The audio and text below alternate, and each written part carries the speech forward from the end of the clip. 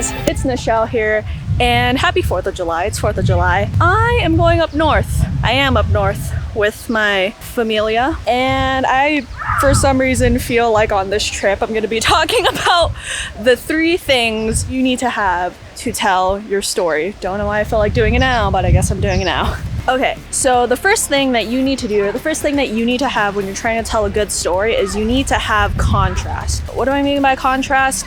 Well, this could be applied to really anything. So if you're telling a story like a movie, you want the highs and lows. Think of it like being on a roller coaster. I personally hate roller coasters, but what makes a roller coaster fun, apparently, what makes a roller coaster fun, apparently, is the fact that it has a lot of ups and downs. Would you really enjoy a roller coaster if it went something a little like this? Probably not. You want a lot of contrast. So in your story, have a lot of highs, have a lot of lows, positives, negatives, blah, blah, blah, have all of that.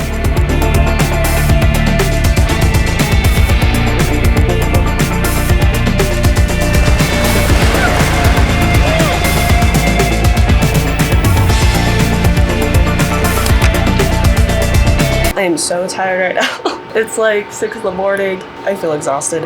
Anyway, the second element that most good stories have is turning points, are turning points.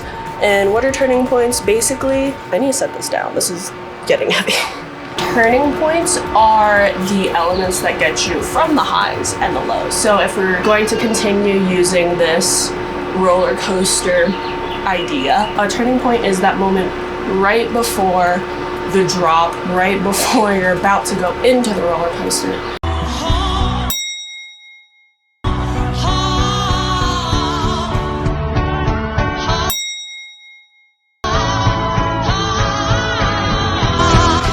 It's the pinnacle moments of change. Great stories highlight this because those pinnacle moments of change kind of shape who we are. If you're talking about music, it's right before the drop, literally right before the drop.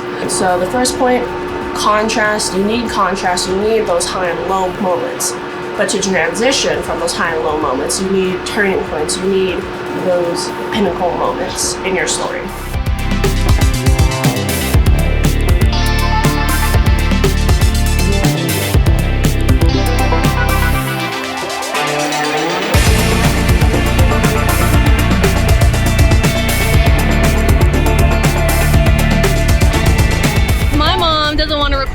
Doesn't want to pedal.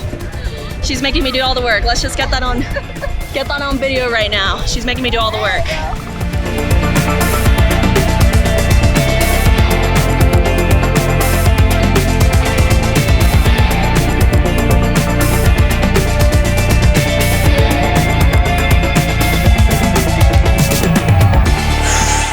Hey, what's up, you guys? So it's the next day, finally back home. I'm gonna be home for a couple of days before I am off to VidCon, but I realized that I forgot to give the last point. The third and final element that's in most great stories, and it might seem like it contradicts the first two, but I'll explain, is repetition. Okay, so you're probably wondering, repetition, why repetition? You said contrast, you need the changes, you need the differences, it makes everything exciting, which yes, that is true. With repetition, you're familiarizing the audience with your story, with what you're doing. If you're, being super chaotic all the time, people are gonna be confused and they're not going to want to watch. And so you want to familiarize your audience with the story, and this can relate to anything. If you listen to a lot of top 40 songs, the reason why they're catchy and the reason why people remember them is because there are a lot of repeating melodies. If you look at certain poster designs, there are a lot of repeating elements within the poster design. And in a story, the basic structure for every single story is the same. There is a person who's presented a problem and they have to figure out a solution. So repetition matters, and repetition is the third and final element you need to tell a great story.